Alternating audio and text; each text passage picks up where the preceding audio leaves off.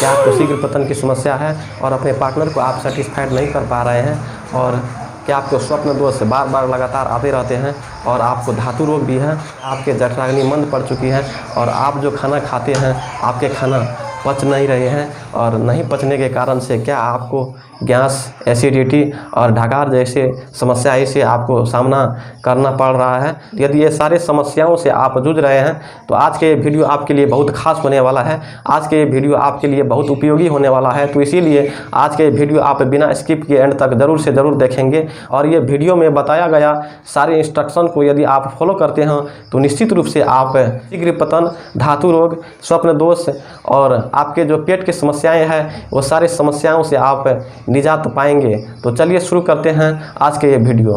नमस्कार, मेरा नाम है ओम प्रकाश। स्वागत है आप सभी का ओपी के टिप्स में। आज के एपिसोड में आपको बताएंगे ये सारे समस्याओं से निजात पाने के लिए वायु प्राणायाम बहुत उपयोगी है। तो ये वायु प्राणायाम करने की विधि और वायु प्राणायाम करने वक्त में किन किन सावधानियों को आपको ध्यान में रखना होगा और वायु प्राणायाम कैसे करें, तो चलिए शुरू करते हैं। सुबह में यदि आप उठेंगे तो अपने नित्य कर्म में शौच आदि करके ये प्राणायाम को आप कर सकते हैं, ये अभ्यास को आप कर सकते हैं। आप ध्यान व ज्ञान मुद्रा या वायु मुद्रा में अपने हाथ को इस तरह अपने घुटनों पर रखेंगे, और ये प्राणायाम करने वक्त में आप सबसे पहले 3 से 5 सेकेंड में अपने श्वास को लंबा भरेंगे, अपने फेफड़ा में भरेंगे, और 3 से 5 सेकेंड में आप श्वास को बाहर छोड़ेंगे। 3 से 5 सेकेंड में श्वास को बाहर छोड़ेंगे और 3 बंद लगाएंगे, एक जालंधर बंद और दूसरी उड़ियान बंद और तीसरी मूल बंद लगाएंगे। ये वायु प्राणायाम त्रिबंद के साथ होता है, 3 बंद के साथ होता है। अपने श्वास को बाहर छोड़ करके रखेंगे और रोक करके रखेंगे, और आपको श्वास अंदर फिर नहीं लेना है। और इसके बाद जो है आप त्रिबंद लगाएंगे। 1 नंबर में आप जालंधर बंद लगाएंगे, दूसरी नंबर में आप उड़ियान बंद लगाएंगे, और तीसरी नंबर में आप मूल बंद लगाएंगे। तो आपको जो है श्वास बाहर छोड़ करके रखना है, और इसके बाद जो है 3 बंद लगाएंगे, और त्रिबंद लगा करके आप आपके क्षमता अनुसार आप जितना सके उतना आप श्वास को बाहर रोक करके ये बंद को लगा करके रखें। यानी कि शुरुआती दौर में आप 10 से 15 सेकेंड आप श्वास को रोक सकते हैं और ये बंद को लगा सकते हैं। और इसके बाद आपको ये एहसास होने लगे हमको श्वास अब लेनी चाहिए, हम इससे ज़्यादा नहीं रुक सकते हैं, तो आप धीरे धीरे ये बंद को हटाएं और अपने पूर्वतः पोजीशन में आएँ। और इसके बाद जो है फिर अपने श्वास को जो है धीरे धीरे श्वास को ग्रहण करें। 3 से 5 सेकंड में धीरे धीरे श्वास को अपने फेफड़ा में भरें, यानी कि डीप ब्रीदिंग करें। इसके बाद जो है फिर अपने श्वास को एक झटका में बाहर छोड़ें, और बाहर छोड़ने के बाद यह प्रक्रिया फिर से दोहराएं। ये होता है वायु प्राणायाम। आपके मन में एक सवाल जरूर उभरता होगा, ये बंद क्या होते हैं और ये त्रिबंद क्या होते हैं, त्रिबंद कैसे करते हैं। तो चलिए इस पर भी बात कर लेते हैं। इसके बाद जो है हम प्राणायाम का अभ्यास करेंगे। सबसे पहले जालंधर बंद। जालंधर बंद का मतलब होता है ये गले को बंद करना। ये गले को हम कैसे बंद करेंगे, श्वास को बाहर फेंकते हुए ये ठोड़ी को कंठकूप में लगाएंगे। कंठकूप मतलब यहाँ जो गले के कंठ के नीचे जो यहाँ गड्ढा सा होता है उसी में जो है ठोड़ी को गर्दन झुका के सटाएंगे इस तरह। इसको कहते हैं जालंधर बंद। और उड़ियान बंद मतलब होता है श्वास को बाहर छोड़ के ये पेट को अंदर खींचना, पेट को अपने पीठ में सटाना पूरा से एकदम। देख लीजिए आप,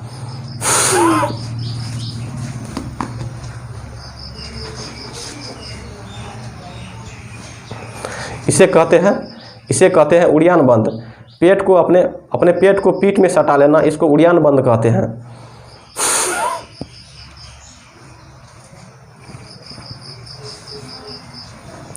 और मूल बंद का मतलब होता है अपने एनस को, अपने मलद्वार को, यानी गुदा भाग को, गुदा क्षेत्र को, अपने मलद्वार को, अपने एनस को ऊपर की ओर सिकुड़ करके खींचना, ऊपर की ओर खींचना।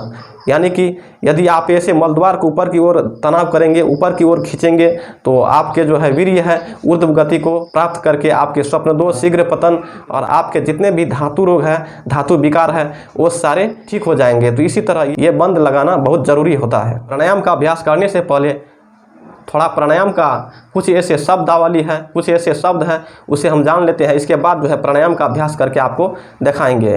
तो चलिए, प्राणायाम करने वक्त में श्वास को अपने फेफड़े में भरते हैं, उसे पूरक कहते हैं। और श्वास को जो है अपने नासिका द्वारा बाहर जो छोड़ते हैं, बाहर जो फेंकते हैं, उसे रेचक कहते हैं।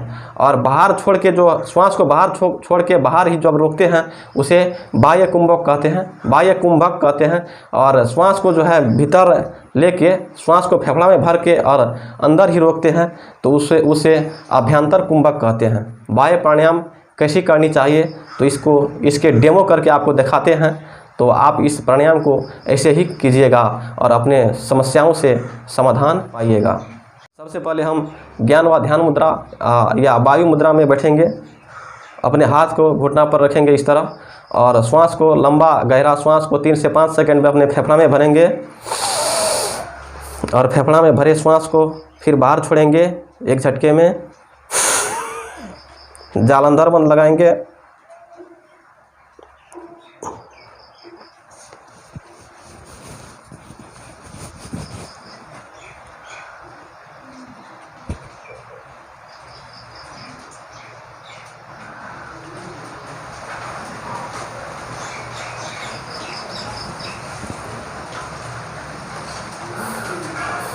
आप जो देखें, सबसे पहले हम लंबी गहरी श्वास अपने फेफड़ा में भरें। इसके बाद जो है श्वास को बाहर छोड़ें।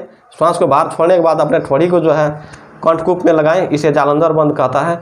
और अपने पेट को जो है पीठ में सटाएं, पेट को जो है भीतर की ओर खिंचाव किए, इसे जो है उड़ियान बंद कहते हैं। और इसके बाद जो है अपने एनस को अपने मलद्वार को ऊपर की ओर खिंचाव किए, उसे मूल बंद कहते हैं। तो ये 3 प्रक्रिया इस प्राणायाम में किए, इस 3 प्रक्रिया को इस प्राणायाम में किए। और इसके बाद जो है इस त्रिबंध के साथ जो है यथाशक्ति अपने क्षमता अनुसार जो है श्वास को बाहर रोक करके रखें। और इसके बाद जो है धीरे धीरे ये बंद को हटाते हुए श्वास को फिर अंदर भरें। ये जो है प्रक्रिया है प्राणायाम के, ऐसा ही हम किए। तो चलिए फिर एक बार दोहराते हैं और आप जो है आराम से देखिए। आप जो है इस प्राणायाम को करते हुए आराम से देखें और ऐसा ही आप करें।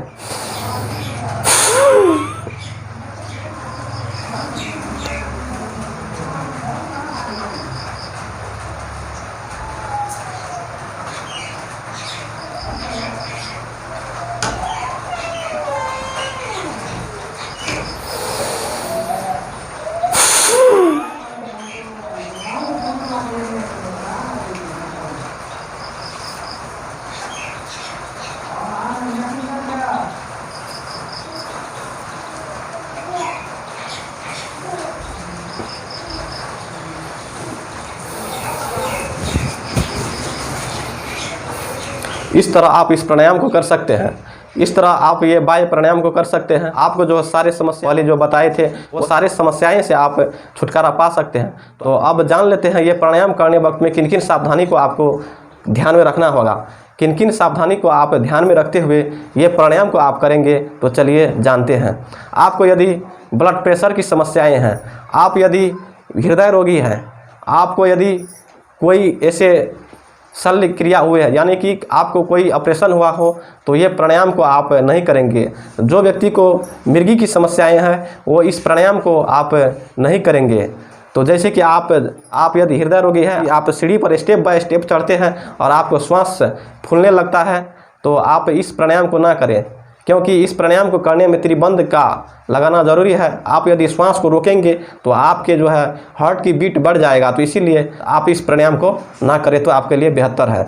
हार्ट के रोगी, ब्लड प्रेशर की रोगी और जिन्हें कोई शल्य क्रिया हुआ हो तो वो इस प्राणायाम को ना करें। तो आप ये सावधानियों को ध्यान में रखते हुए इस वायु प्राणायाम को करें। और ये वायु प्राणायाम को करने से आपको चमत्कारिक लाभ मिलेगा। निश्चित रूप से आपको जो है बेनिफिट्स बताए गए हैं वो सारे बेनिफिट्स मिलेगा। तो इसीलिए आप ये प्राणायाम को करें और आपके जो है स्वास्थ्य में जो है समस्याएँ हैं, आप जो समस्याएँ से जूझ रहे हैं वो सारे समस्याएँ से मुक्ति पाएँ, वो सारे समस्याएं से निजात पाएँ। तो इसीलिए ये प्राणायाम आपके लिए बेहद ज़रूरी होता है। तो आप यदि ये प्राणायाम को करते हैं तो आप निश्चित रूप से ये सारे समस्याओं से निजात पाएंगे और अपने स्वास्थ्य को स्वस्थ बनाने में सफलता पाएंगे। ये वीडियो आपको अच्छा लगा तो वीडियो को लाइक करें, चैनल को सब्सक्राइब करें, बेल बटन को प्रेस करके ऑल को सिलेक्ट करें ताकि आने वाले वीडियो के सारी जानकारी सीधे आप तक पहुँचे। तो चलिए आज के लिए इतना ही, मिलेंगे अगले वीडियो में। तब तक के लिए आप स्वस्थ रहिए, मस्त रहिए और अपने कामों में व्यस्त रहिए। हस्त धन्यवाद।